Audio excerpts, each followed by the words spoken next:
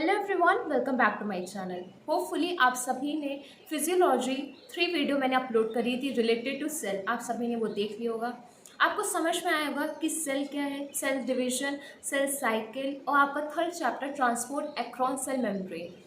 ये तीनों chapter related है आपके सेल से। कुछ बुक्स में इनको अलग अलग दे रखा है, कुछ बुक्स में तीनों को कोलैब करके दे रखा है, बट मैंने तीनों को अलग अलग आपको नोट्स प्रोवाइड करे हैं। आप उसके नोट्स से अपनी स्टडी को और भी बूस्टअप कर सकते हैं। आज की वीडियो में हम डिस्कस करेंगे सोशियोलॉजी का पहला चैप्टर। सोशियोलॉजी का पहला चैप्टर है इंट्रोडक्शन। इसमें आपको मैं बुक से पढ़ाऊंगी, लेकिन आप इसमें ये ज़रूर देखिएगा कि मैं जिस चीज़ को मार्क करूँ वो आप अपने नोट्स को बना लीजिएगा।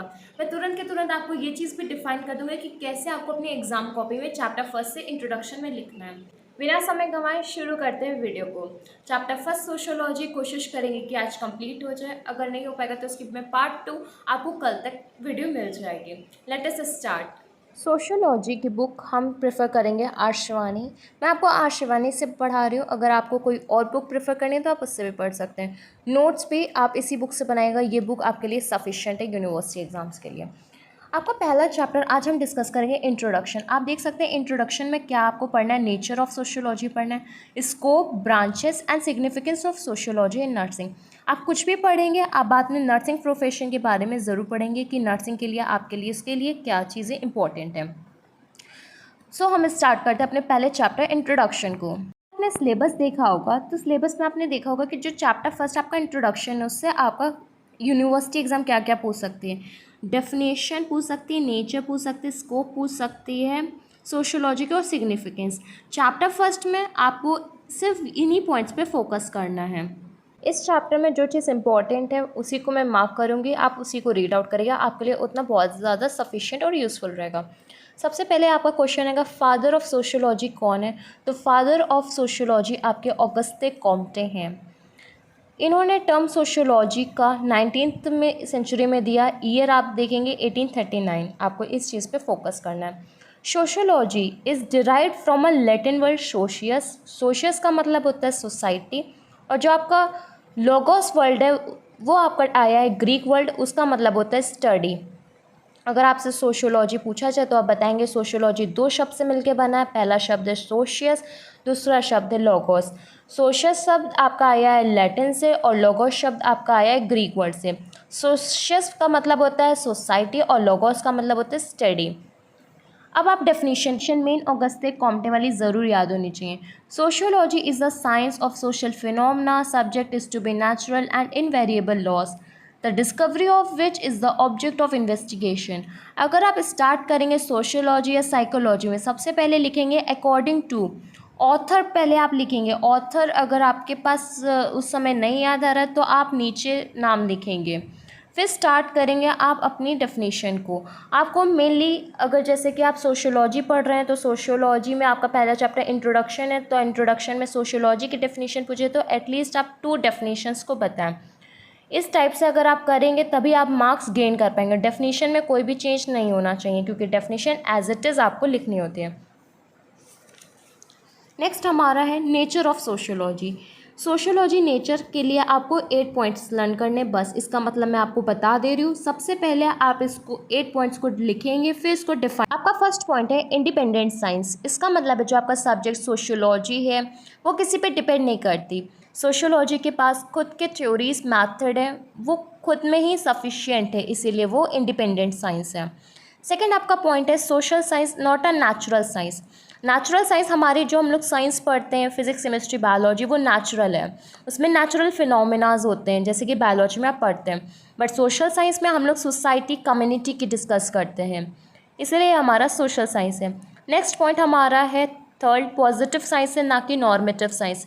इसका मतलब क्या है, सोशियोलॉजी जो आपका सब्जेक्ट है वो जजमेंटल है, वो डिसाइड करता है डायरेक्शन को, वो थॉट्स को करता है, इसीलिए हमारे पॉजिटिव साइंस है। ये आपका प्योर साइंस है ना कि अप्लाइड साइंस। आपका एम क्या है प्योर साइंस से? एम आपका क्या है, आपकी एप्लीकेशंस का क्या utilization. Sociology does not deal with practical work, it simply observe the society in a theoretical work. ये आपकी प्योर साइंस है ना कि आपकी अप्लाइड साइंस। ये 4th पॉइंट आपको क्लियर हो गया होगा। 5th पॉइंट आपका कहता है sociology is an abstract science not a concrete science. अब इसको मतलब समझना होगा कि एब्स्ट्रैक्ट और कॉन्क्रीट का है क्या। जो आपकी सोशियोलॉजी है वो आपका जनरली वर्क आती है, वो पर्टिकुलर इवेंट पे वर्क आती है, इसीलिए इसको हम लोग एब्स्ट्रैक्ट साइंस कहते हैं, ना कि कॉन्क्रीट साइंस। आपका 6th पॉइंट है जो हमारी सोशियोलॉजी है वो साइंस ऑफ जनरलाइजेशन पे चलती है, वो पर्टिकुलर या इंडिविजुअल पे नहीं चलती। इसका मतलब क्या है, जो भी आपका स्ट्रक्चर, एसोसिएशन, इंट्रैक्शन है वो सोशियोलॉजी के बेसिस पे चलता है, किसी इंडिविजुअल या पर्टिकुलर पर्सन के सोशियोलॉजी अफेक्ट नहीं करती है।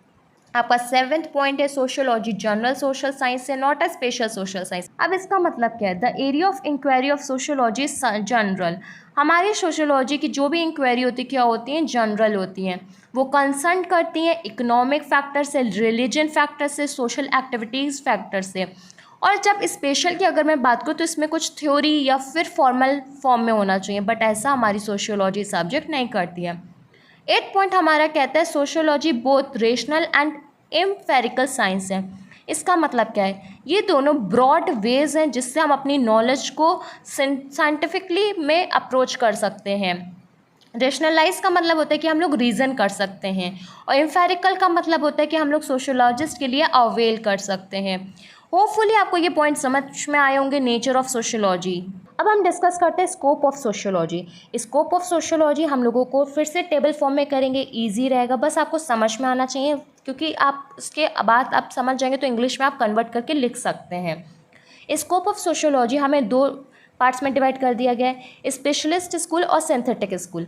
स्पेशलिस्ट स्कूल हमें ये बताता है जो स्कोप है वो जनरलाइज्ड नहीं है, वो कंफर्म ही नहीं है कि क्या स्टडीज़ हैं, बस हमें एस्पेक्ट बताया गया सोसाइटी के बारे में। ऐसा आपकी स्पेशलिस्ट स्कूल ने बताया स्कोप के लिए। लेकिन जो आपका सिंथेटिक स्कूल है उसने बताया कि जो इसके स्कोप्स हैं बहुत ही वास्ट हैं, किसके रिलेटेड, सोसाइटी के रिलेटेड। अब मैं बात करती हूँ स्पेशलिस्ट स्कूल को किसने बताया, तो इसको बताया मैक्स वेबर ने, जॉर्ज ने, सिमल ने। सब नाम आपको याद होने चाहिए जिससे आप लिख सकें। सिंथेटिक में आपको ऑगस्टे कॉम्टे, सोरोकिन, इमाइल, डुर्केम, ये सारी चीज़ इन सारे साइंटिस्ट ने डिस्क्राइब करा स्पेशलिस्ट स्कूल को, और कुछ ने डिस्क्राइब करा सिंथेटिक स्कूल को। ये जनरली आपके स्कोप ऑफ सोशियोलॉजी है। तो हम डिस्कस करेंगे ब्रांचेस ऑफ सोशियोलॉजी। ब्रांचेस हम पढ़ेंगे इमाइल के अकॉर्डिंग, ईयर याद रखना है 1858 टू 1917। जनरली हमारे 3 प्रिंसिपल पे डिवीजन हुए हैं, वो है हमारा social morphology, social physiology, general sociology. आप इसको देख सकते हैं यहाँ पे ब्रांचेस, ये हमारी बेसिक ब्रांच है 3 टाइप्स की, ये हमारी न्यू ब्रांच है जो हमारी 12 टाइप्स की है। अब इसका मतलब क्या होता है, सोशल मॉर्फोलॉजी का मतलब होता है इसमें हम लोग डिस्कस करेंगे पॉपुलेशन के बारे में, जियोग्राफिकल एरिया को डिस्कस करेंगे, और फिजियोलॉजी में हम डिस्कस करेंगे लॉ, इकोनॉमिक्स और मोरल्स को। बट जनरल सोशियोलॉजी में हम लोग डे टू डे एक्टिविटीज़ को देखेंगे। इसमें हमारा कंटेंट में भी दे रखा है, आप इसमें अंडरलाइन कर लीजिएगा, फिर इसी से आपको नोट्स बना लीजिएगा, ईजी रहेगा। ये आपके बेसिक ब्रांचेस ऑफ सोशियोलॉजी है। आपके न्यू ब्रांचेस ऑफ सोशियोलॉजी 12 हैं। हिस्टोरिकल सोशियोलॉजी, अब आपको हिस्टोरिकल सोशियोलॉजी फोकस करती है थ्रू हिस्ट्री, आपको ऑर्गेनाइज्ड वे में बताती है, जो भी ओरिजिन हुआ है वो हम लोगों को हिस्टोरिकल सोशियोलॉजी बताती है। सोशियोलॉजी ऑफ नॉलेज, नॉलेज के बेसिस पे सोसाइटी कहाँ से कहाँ पहुँची, क्या क्राइसिस आए हैं, क्या उनका कंटेंट है, ये आपकी हेल्प करती है सोशियोलॉजी ऑफ नॉलेज में। क्रिमिनोलॉजी, ये क्रिमिनल बिहेवियर के बारे में बताती है।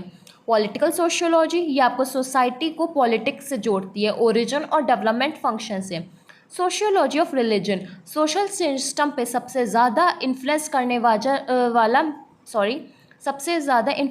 वाला फैक्टर रिलीजन है। सोशियोलॉजी ऑफ इकोनॉमी, आपको पता है सबसे ज़्यादा सोसाइटी में अफेक्ट इकोनॉमी करती है, बहुत से आज के समय भी परिवार अपनी पॉवर्टी लाइन के नीचे आते, क्यों, सोशियोलॉजी ऑफ इकोनॉमी की वजह से। फिर आपका आता है रूरल सोशियोलॉजी और अर्बन सोशियोलॉजी। आपको पता है कि रूरल लाइफ साइंटिफिकली वे में उस पर फोकस करने की ज़रूरत है, क्योंकि रूरल पीपल का behaviour, belief, culture, traditional norms, values सब डिफरेंट होता है अर्बन सोशियोलॉजी से। अर्बन ज़्यादा बेहतर है कुछ मामलों में रूरल से, और रूरल कुछ बेनिफिशियल है अर्बन से। नेक्स्ट आपका आता है सोशियोलॉजी ऑफ डेमोग्राफी। डेमोग्राफी का मतलब होता है डिस्ट्रीब्यूशन, डेजनिटी, कंपोजिशन, ये सब डिस्क्राइब करता है आपका sociology of demography. Sociology of law, जिसमें भी आपके रूल्स रेगुलेशंस आते हैं, जिसमें भी आपका जजमेंटल आता है, वो सब डिस्क्राइब होता है सोशियोलॉजी ऑफ लॉ से। नेक्स्ट आपका पॉइंट है इंडस्ट्रियल सोशियोलॉजी। इंडस्ट्रियल सोशियोलॉजी आपको इंडस्ट्रियल ऑर्गेनाइजेशन के बारे में बताएगी, इंटर रिलेशनशिप बताएगी। अगर दो ऑर्गेनाइजेशन के बीच में जो रिलेशनशिप होगा उसको हम कहेंगे इंटर रिलेशनशिप। नेक्स्ट और लास्ट पॉइंट आपका है मेडिकल सोशियोलॉजी। मेडिकल सोशियोलॉजी आपको बताती है हेल्थ इशू के बारे में जो आपकी सोसाइटीज़ में हो रही है, जो आपका सोशियो कल्चर अफेक्ट करता है। अब हम आगे डिस्कस करेंगे कि socio culture factor medical sociology पे कैसे अफेक्ट करता है, क्रिमिनल बिहेवियर क्रिमिनोलॉजी पे कैसे अफेक्ट करता है, पॉलिटिकल सोशियोलॉजी पे कैसे अफेक्ट करता है। आपने ये सब अभी डिस्कस कर लिया कि ये सारी ब्रांचेज हैं, इन ब्रांचेस की आप यहाँ पे थ्योरीज देख सकते हैं। यहाँ आज शिवानी में बहुत सी चीज़ें शॉर्ट फॉर्म में दे रखी हैं, इससे समझने में इजी रहता है और हमें लिखना अपने ही तरीके से होता है, इसलिए इससे वो सिर्फ आप इससे हेडिंग लर्न कर लीजिएगा। जैसे कि आप लिखेंगे social morphology, social physiology, general sociology, फिर उसके अंदर का मीनिंग क्या है कि ये हमें डेंसिटी पॉपुलेशन बताती है, रिलीजन मॉरल लॉज बताती है, डे टू डे एक्टिविटीज़ बताती है। फिर आप इसी चीज़ को एक्सप्लेन करके पैराग्राफ में या पॉइंट वाइज में लिख सकते हैं। तो आपका ब्रांचेस पॉइंट भी कंप्लीट हो गया है। नेक्स्ट पॉइंट आपका है significance of sociology in nursing. ये लास्ट टॉपिक है इस चैप्टर का। सिग्निफिकेंस क्या, अब हम सोशियोलॉजी क्यों पढ़ते हैं, क्या हेल्पफुल है हमारे नर्सिंग के लिए। सबसे पहले हम स्टार्ट करते हैं, अगर हम सोशियोलॉजी पढ़ते हैं तो हम पेशेंट के इन्वायरमेंट को चेंज कर सकते हैं। फॉर एग्जांपल अगर पेशेंट रूरल एरियाज़ में है तो उस पेशेंट को अर्बन एरिया का इन्वायरमेंट प्रोवाइड करके उसका चेंज कर सकते हैं, पेशेंट का इन्वायरमेंट एडजस्ट कर सकते हैं सिचुएशन में। फॉर एग्जांपल उसके पॉलिटिक्स लगा के उसकी इन्वायरमेंट को चेंज तो कर दिया, बट उसकी सिचुएशन को चेंज करने का भी काम नर्स का होता है। सोशल इन्वायरमेंट चेंज करने का काम सोशियोलॉजी हमें सिखाती है। पेशेंट को हम लोग क्वालिटी केयर प्रोवाइड करेंगे, हम लोग पेशेंट की सोशल लाइफ को अंडरस्टैंड करेंगे कि उनकी पॉवर्टी लाइन क्या है, उनका रिलीजन क्या है, उनका कल्चर। नेक्स्ट पॉइंट क्या है, एक्ट करेंगे एजेंट की तरह चेंज लाने के लिए। अब हमारा मेन नर्सिंग प्रोफेशन किस लिए होता है, पेशेंट के लिए। पेशेंट अगर बीमार हो रहे हैं, वो नहीं ठीक हो रहे, तो हमें एजेंट की तरह वर्क करके उनको ठीक करना है, उनकी सारी प्रॉब्लम्स को सॉल्व करना है, प्रोवाइड करना है केयर को ग्रुप्स में। अच्छा, हम लोग अगर ग्रुप में केयर प्रोवाइड करेंगे, थोड़े थोड़े ग्रुप डिवाइड कर करके हम लोग अगर केयर प्रोवाइड करेंगे तो ये सारे ग्रुप बाद में कंबाइन करके हमारी सोसाइटी बनेंगे, ये सब हमें अफेक्ट करेंगे हमारी सोसाइटी को। हमारा नेक्स्ट पॉइंट आता है नो सोशल लैंडस्केप। सोशल के हिसाब से, सोसाइटी के हिसाब से हमें पता चल जाता है कितनी हमारा एरिया है, किस अकॉर्डिंग हमें अपना वर्क करना है, किस अकॉर्डिंग हमें प्रेफरेंस देनी है। नेक्स्ट आपका है प्रिवेंटिव एंड पब्लिक हेल्थ।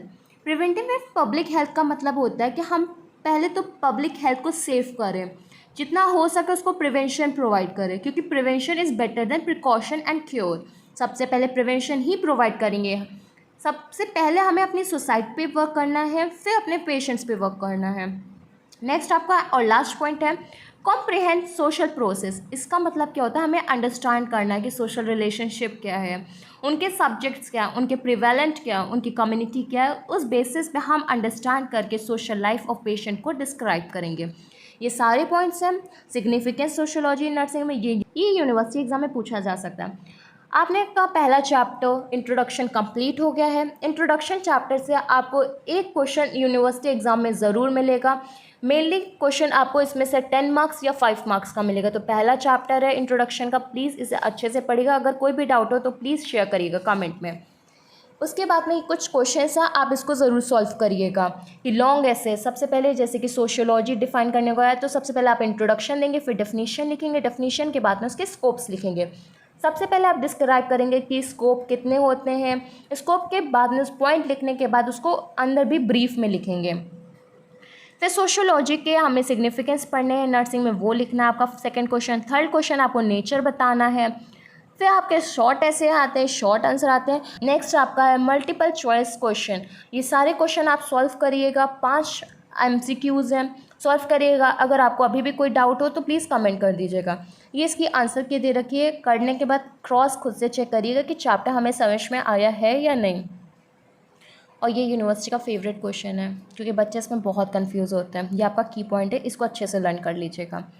आपका पहला चैप्टर सोशियोलॉजी का कंप्लीट हो गया। होपफुली आपको पहला चैप्टर इंट्रोडक्शन समझ में आया होगा। Please like the video, subscribe the channel and wait for the next video. Thank you.